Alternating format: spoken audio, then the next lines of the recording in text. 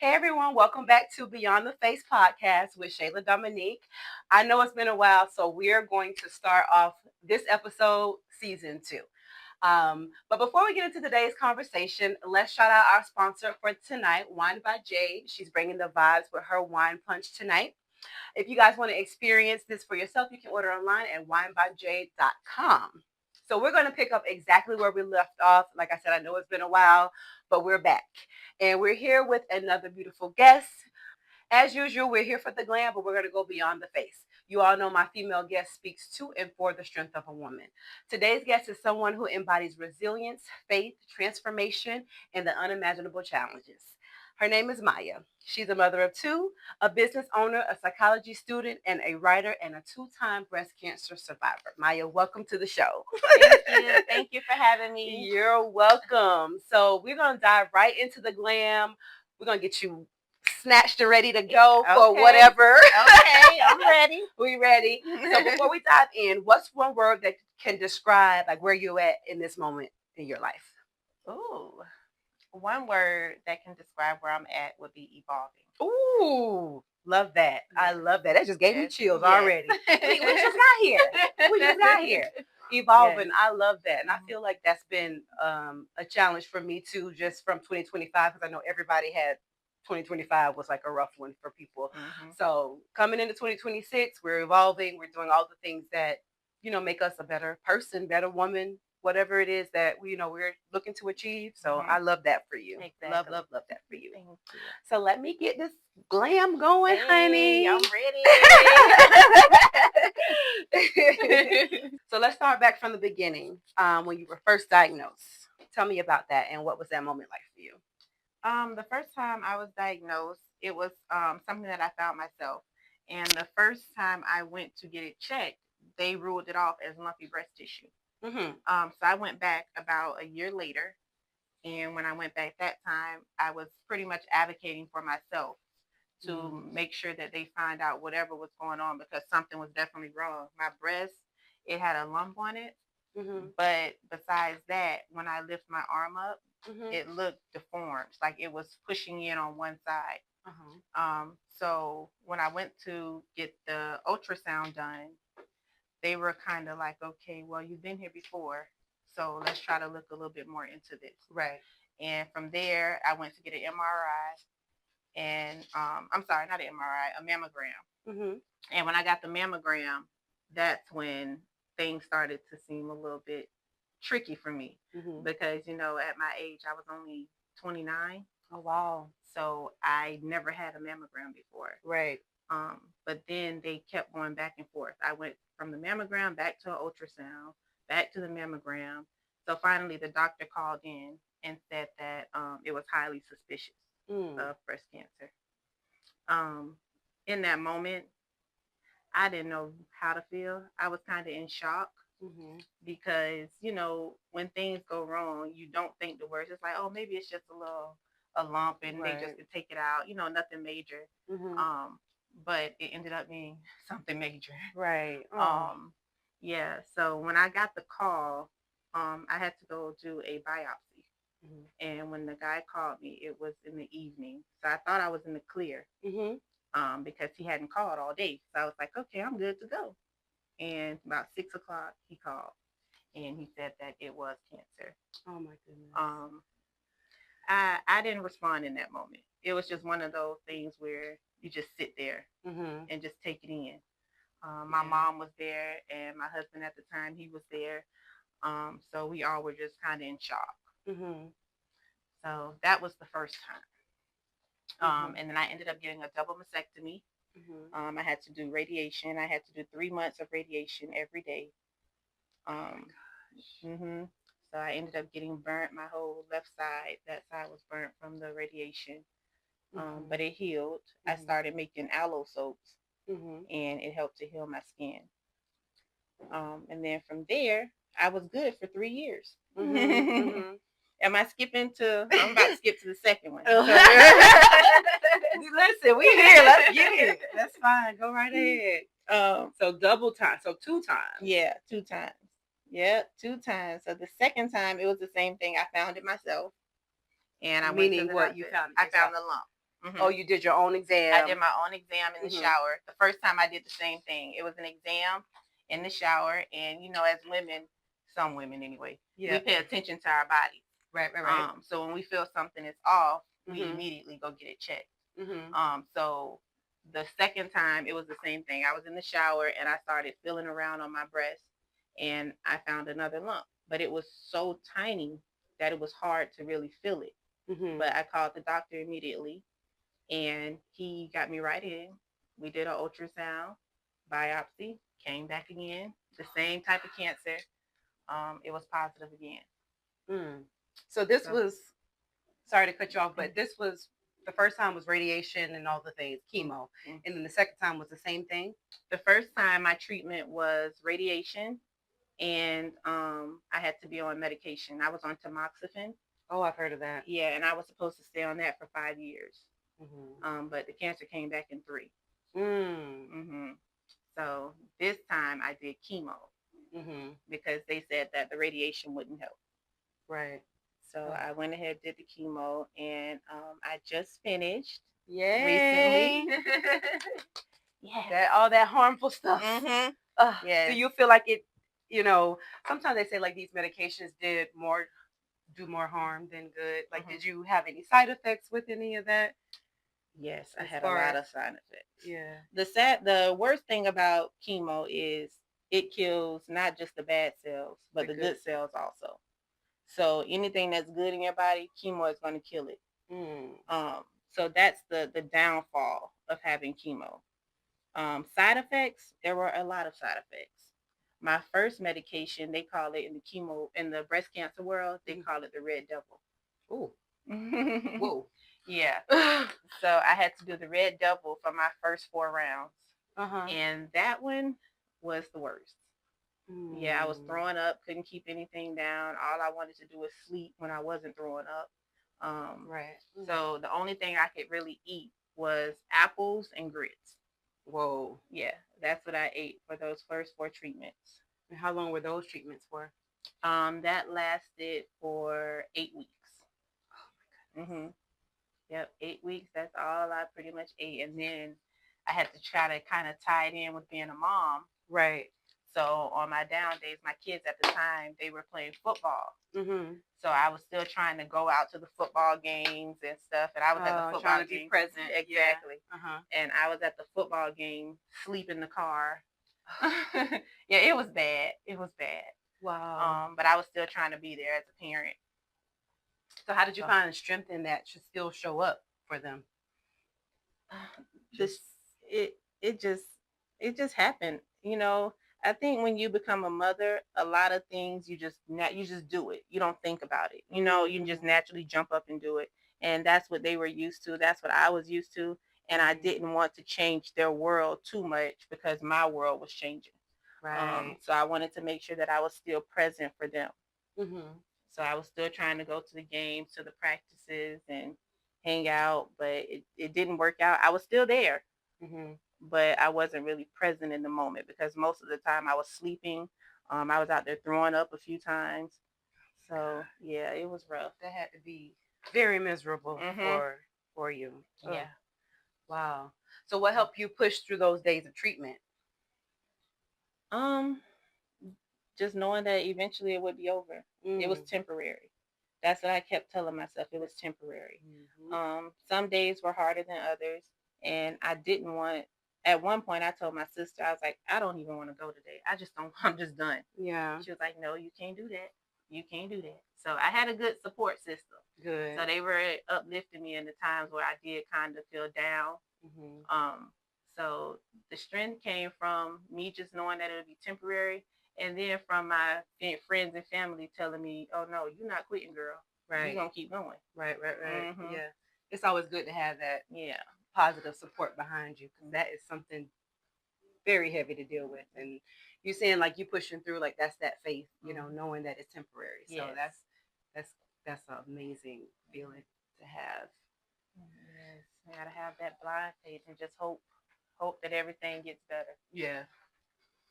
So I love how you turned your healing process into like creativity. So tell me a little bit more about You said you started the soaps because you had got burnt up on the side. Tell me a little bit more about that.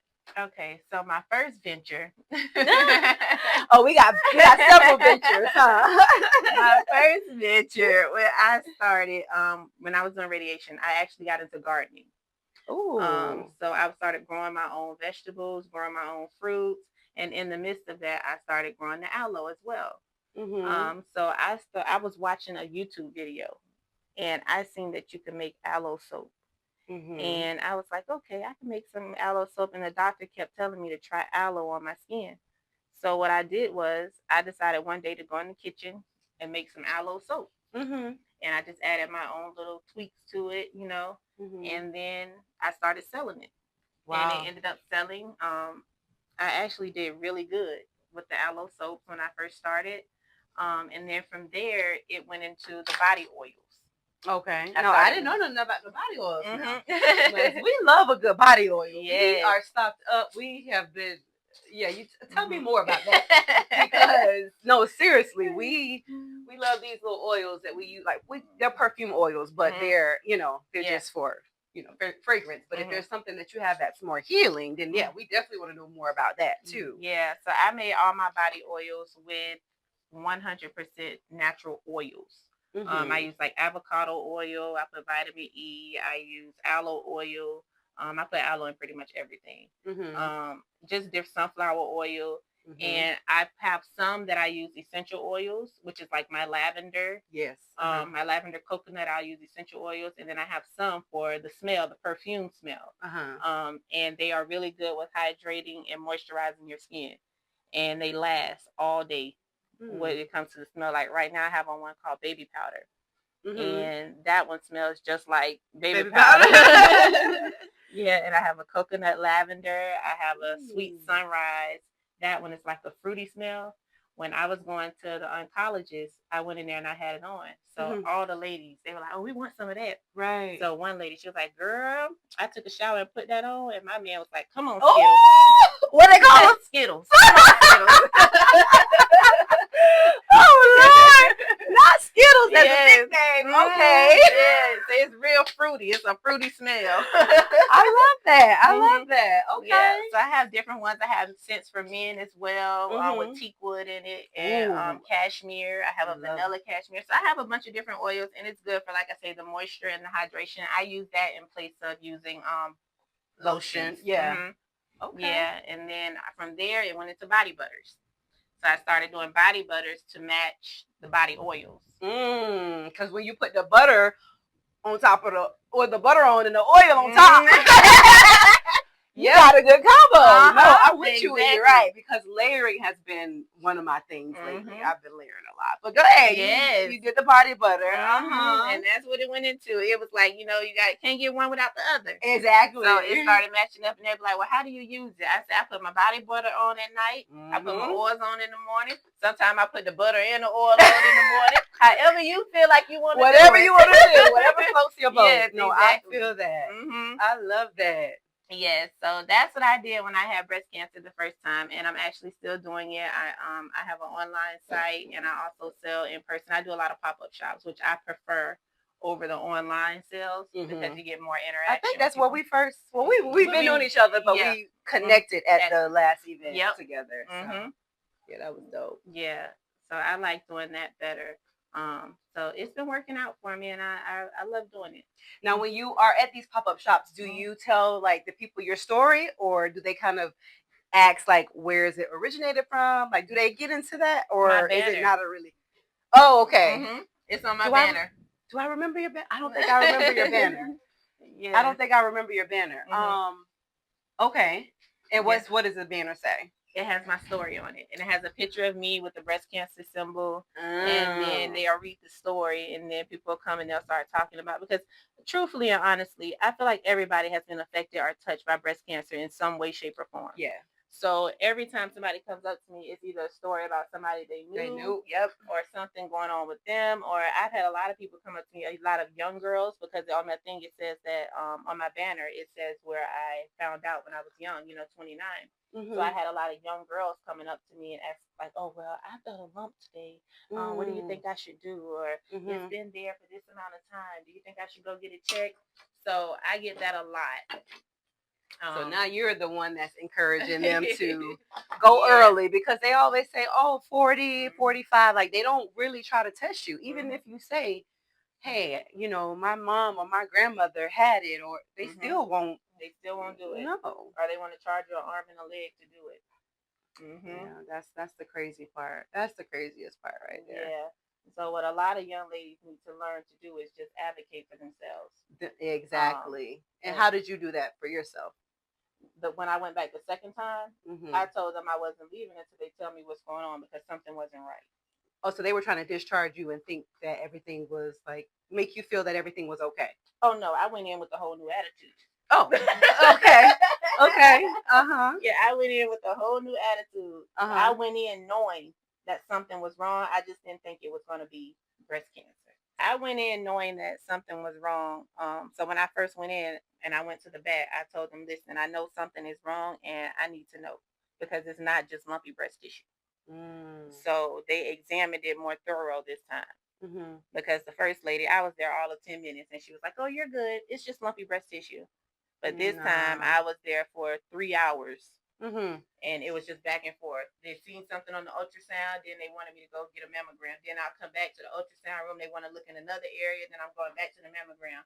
So it was just a lot of going back and forth. And the doctor wasn't there at the time. So this is just the nurses. Yeah, this is just nurses. Figure everything out on their own. Exactly. So then finally the doctor called. They said that I couldn't leave because the doctor wanted to speak with me. Oh my God. Yeah, so she called and she told me that someone will be calling me very soon to go get a biopsy done, because it was a BIRAD 5. A lot of people don't know what that is, but it's BIRADs when it comes to breast cancer, and it's like 5 is the highest. That means that it's highly suspicious of breast cancer, and that's what she told me I had, a BIRAD 5. Oh my gosh. At the time, I didn't know what it means, so I was like, oh, okay, BIRAD 5. And when I went in the car and Googled, oh, that's another thing. Google. Oh my God. ChatGPT. Lord, what's gonna happen? Oh my God. Girl, Google would scare the mess out of you. What you talking about? Jesus. I already know. You Google the simplest symptoms, and oh my God, you got exactly. It's crazy. Girl, they're sending you to a grave. I'm like, Jesus. Instantly. So that was my thing. That's one thing I learned. Do not get on Google. Do not get on ChatGPT. No, none of that. Just wait till you hear from the doctor. Okay. Yeah. Yeah. So that was pretty much it with that part of it. Just listening to those doctors and going to get the biopsy done. And then the guy that did my biopsy, Dr. Goodwin, he was such a sweetheart. Shout out to Dr. Goodwin. Shout out to Dr. Goodwin. Yes, he was so sweet. And he make you feel like nothing is wrong. Like he's like, yeah, I see this all the time. You'll be fine. And he has this little soft, compassionate voice, and you're just like, okay, yeah, like your granddad. Yeah, like, sit down here, baby. Exactly. Let me talk to you. Come on over here. Oh, that's sweet. So, sometimes you need that. You need that. You do, for sure. Yeah, it was very comforting. Yeah. And as well as my breast surgeon, Dr. Rimmer, he's the same way. It's almost like they brothers because they have the same voice. They're very compassionate. They sit there, they put their hand on your leg, they sit and talk to you, they give you a hug. They make you feel like you're human and not just another patient. Another patient, right. Or let's hurry up and do this treatment so I can bill the insurance and all this other stuff. You know what I mean? Because that's a lot of things. That's why when you mention like advocating for yourself, because they will take advantage, They so will. I'm happy to hear that you had, a good support team as far as your care and things like that. Yes, they were all good. And then the oncologists, they're just all in a group together. Oh, okay. The oncologist, Dr. McKean, she was really good also. She's retired now. Thank God she retired after my situation, because I was like, Lord. Yeah, so she helped me get through it, and then she retired. So that was another thing. So right now, like, what do you tell yourself on the hardest days? Even though you kind of went through it and you said you finished your chemo, right? Yay. Yes. What do you tell yourself on the hardest days? Keep going. Keep going. That's what I always say, girl. Keep going. You got this. You got this. It might not be easy, but you got it. Right. Yeah, that's what I say all the time. That's my motivation to myself. You're right. And sometimes we are all we need sometimes. You know, sometimes we sit in a corner or wherever we at in our little prayer room. And sometimes the voice that we hear in our head is sometimes is what we need. We don't need to hear no other outside noise because things get too entangled and too embodied into what's right and what's right and what's wrong. You're getting the wrong information and all this other things. Sometimes you just don't need that. Exactly. Sometimes you just don't need it. All those outside opinions. Yes, exactly. Yes, everybody know everything. Girl, talk about it. Talk about it. So, like, let's talk about support. You know, during these times, like, what did that support system look like? I said, if you remember, you telling me about your sisters, right? That's been there for you. Like, what does that system look like for you? What did it look like for you at that time? Oh, girl, my support system is strong all the way around the board. My mom, my dad, my brother, my sisters, my best friend, everybody. Even I had some coworkers. They were like checking in on me. Good, you need anything? Yeah. And that's what made the process a lot easier as well. Yeah. Just knowing that you have that. They even got together once I completed chemo and did like a surprise pink dinner for me, like all pink, shades of pink. Yeah, so having that support system is very important. I don't think I would have been able to do it if it was just me by myself trying to get through it. It would have definitely been hard to do. Like my mom, she's so when we were at home, she was like, "All right, everybody come in here putting on a mask." Yep. Right. Yeah. You know, at that time your immune system is not the strongest. Yeah. Yeah. So she had masks, she had disinfectant wipes, she was Lysoling. Ready. The kids come home, she's like, take the shoes off. Don't even come past this little walkway right here. Exactly. She was at every appointment, every chemo session. She was at everything. My mom. My sister, she lives up the road, but she was coming here. She stayed. She brought her. She worked from home also, so she brought out computer, everything. It's set up at the house, and she stayed. No, that's right. Yes. Yeah. So my support system was really there. Awesome. And they all cut off their hair when my hair fell out. Oh my goodness. Yeah, everybody. That's so sweet. My sister, we started our lock journey together. So when my hair fell out, she was like, I'm cutting mine off too. We started this together. So she cut her hair off. She cut it real short. My best friend cut hers. My children's father, he cut his locks off. He had long dreads too. He cut his off. Wow. My brother, my daddy, my brother's wife, all of them cut their hair off. So, now, how did that make you feel in that moment?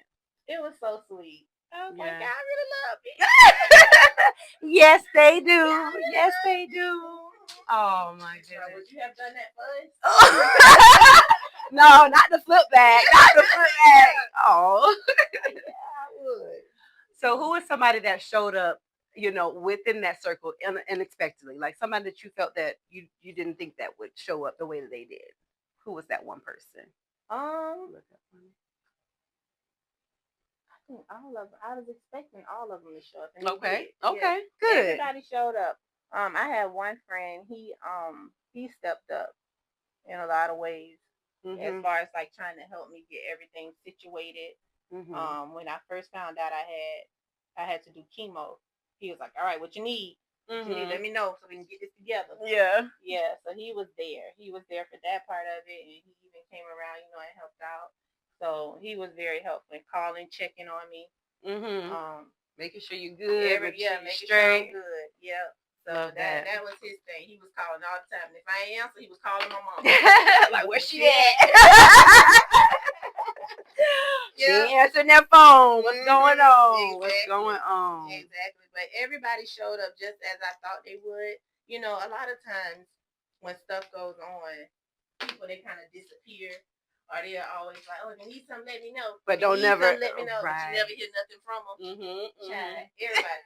And the thing that I loved about my squad was they never asked what I needed.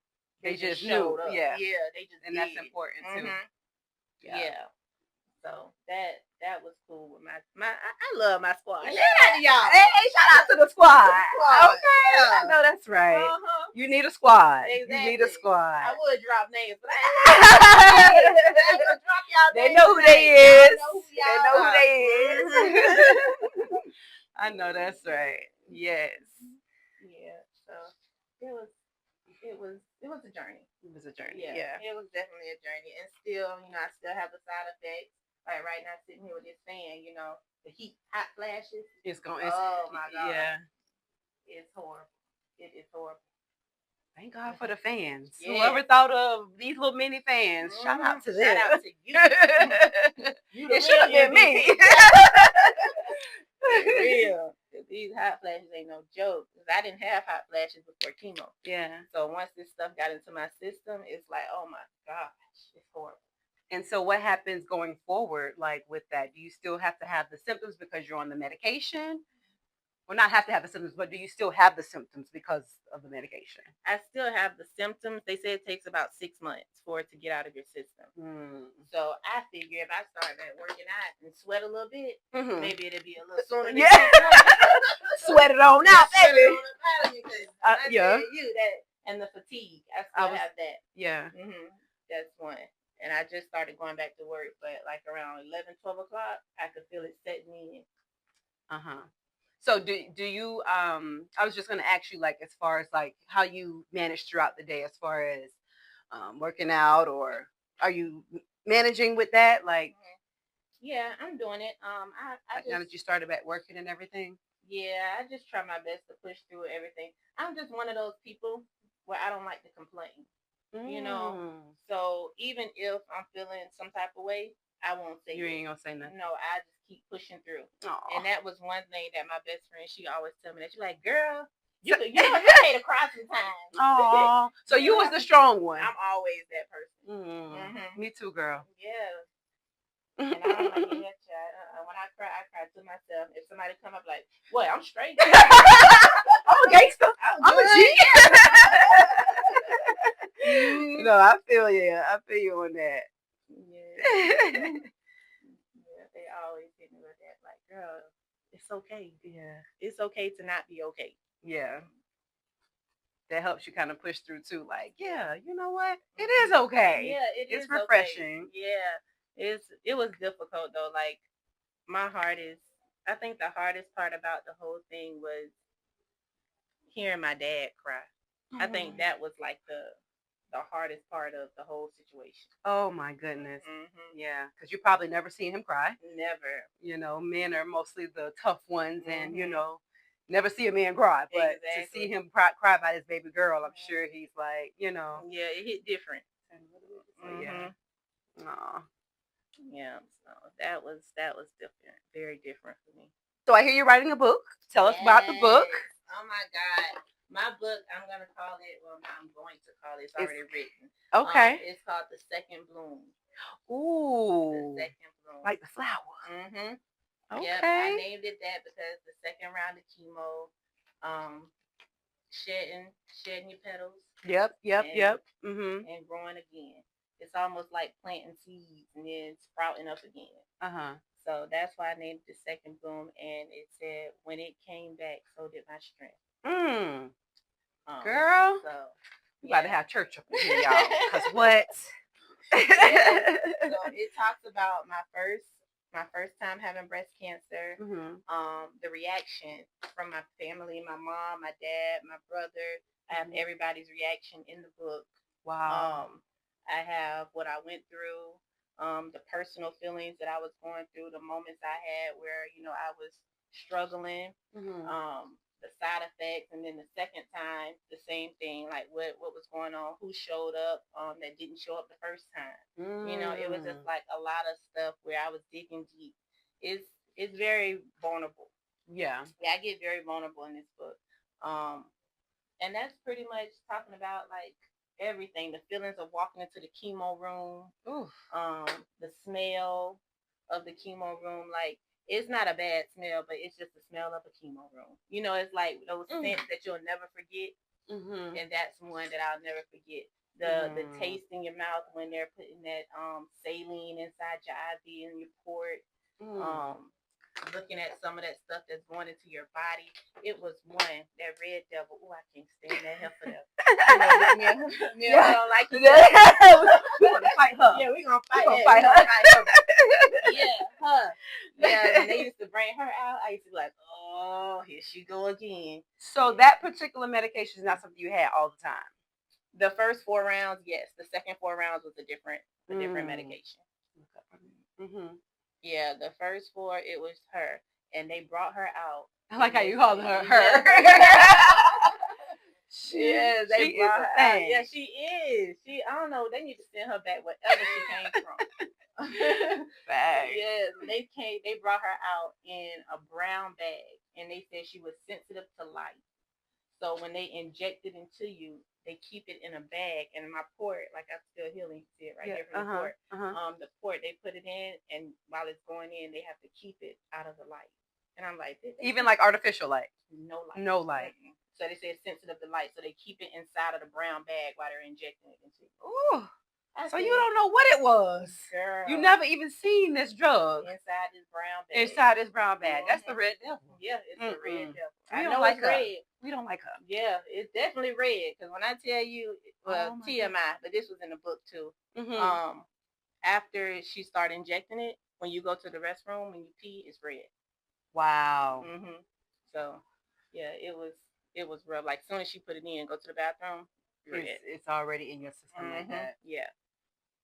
Jesus. So, yeah, she was different. I said, they injecting some medicine to me. Oh. So now that you're, so let's go back to the book. We covered the book, and when is that coming out?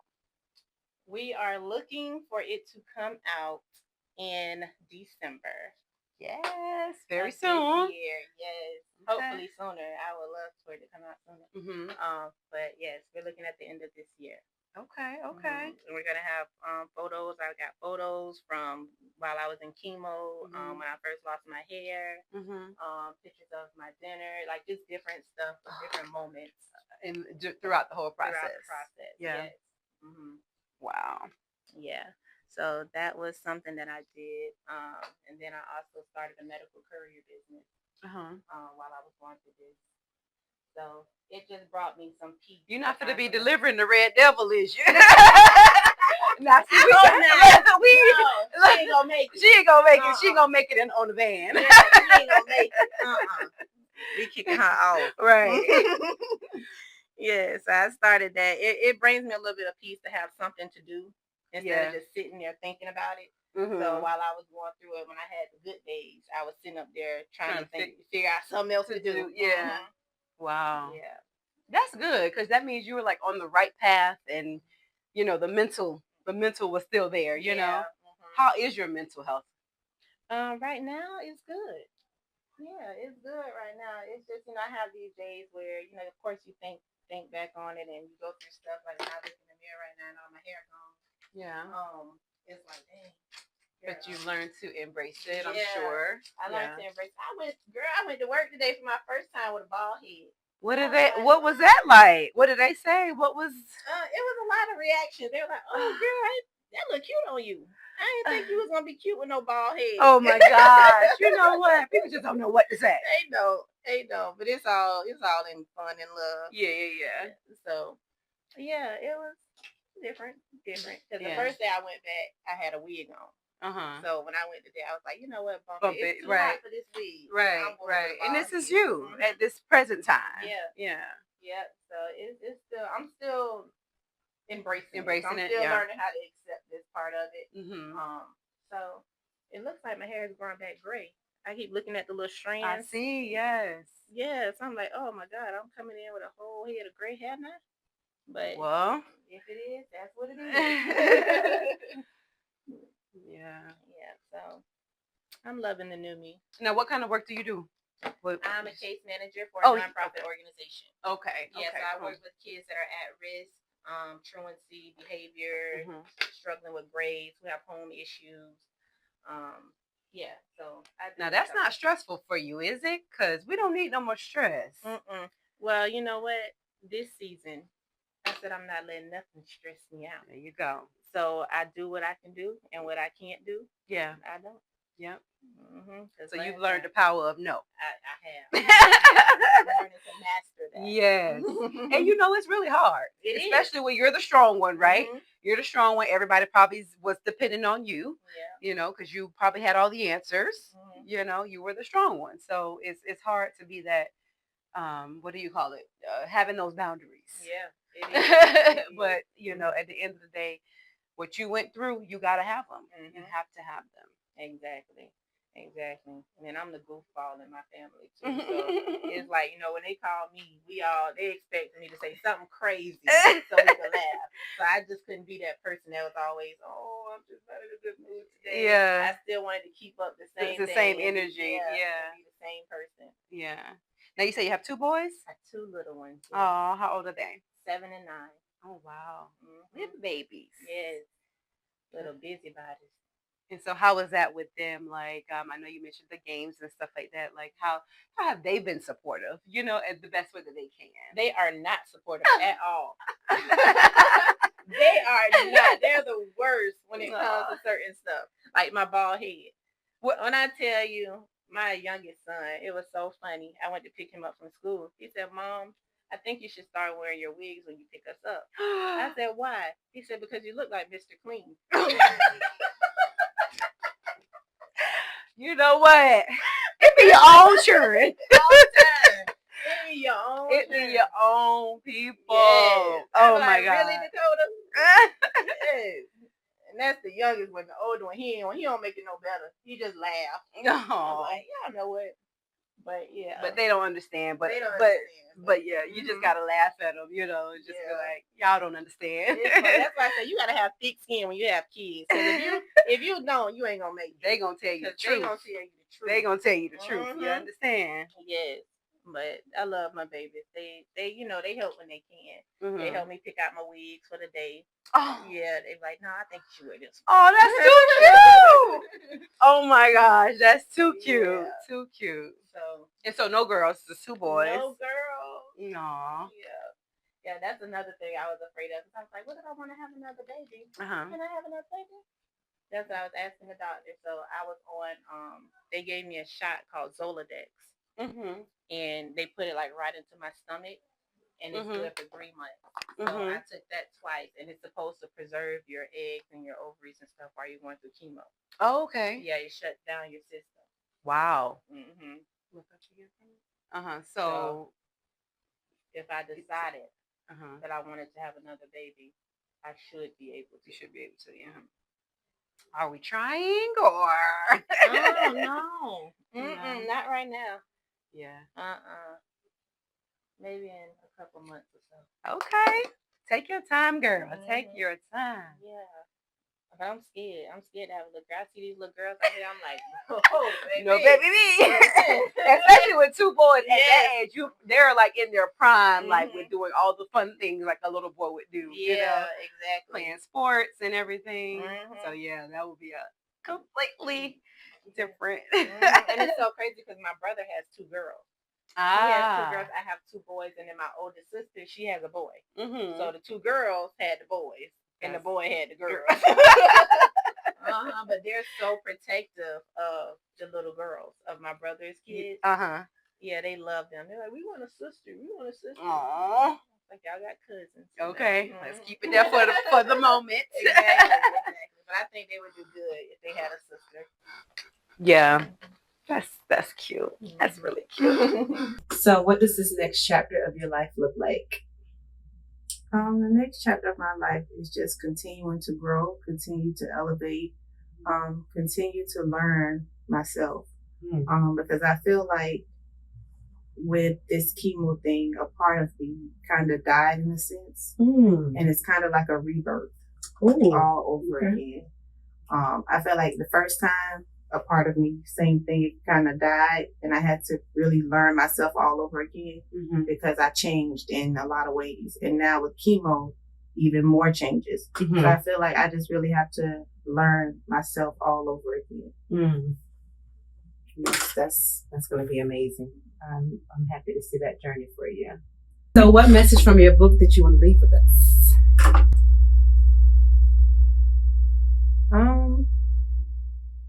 I'll just read a little snippet out of it. I had a little quote.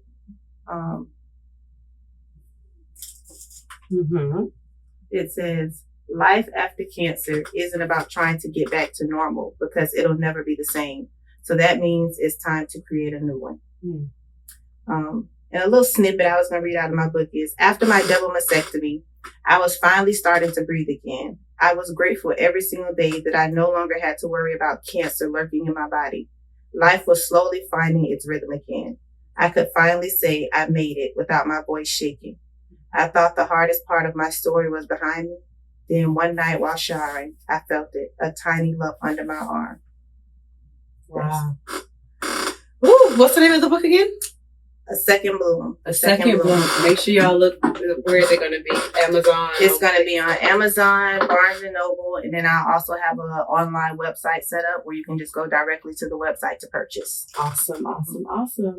And so if you could tell, like, the 29-year-old right before you got diagnosed, what would you tell that person at this time?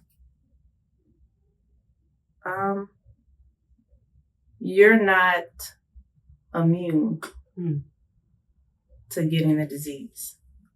I felt like I was doing everything right, and breast cancer was just something that couldn't touch me. I couldn't be affected by breast cancer. I felt like I was working out, I was eating right, it didn't run in my family, so I was not going to get any breast cancer. Right. And then it popped up. And it's not in my genes. I did several tests. It's not in my genes. So I would just say, you're not null and void to anything. It can happen to you just like it can happen to anybody else. Ooh, that's deep, y'all. That is really, really deep. So Myiah, it's been a pleasure. The faces beat, honey. I'm beat. Yes. It's been a pleasure. And yes, the faces beat. Okay. Let's put the final touches on the lips, honey. Tap, tap, tap. That's that Shayla Dominique Beauty lip oil, by the way. Tap, tap, tap again.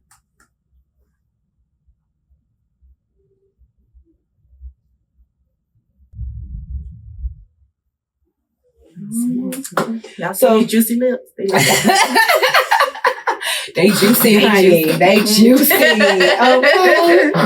So, Myiah, again, thank you so much for sharing your light and your truth with us and with the Beyond the Face podcast. So tell the people where they can find you on socials. You can find me on social media at Growing with Myiah. I also have another one, xo.myiah, MYIAHW. You can find me on Facebook, Growing with Myiah or Myiah White. And just look for me. She coming, y'all. She coming. Said she close. So if you all were moved by Myiah's story, make sure you guys follow Beyond the Face podcast and share it with someone that needs to hear the strength of a woman. So thank you again, Myiah. Cheers. Cheers.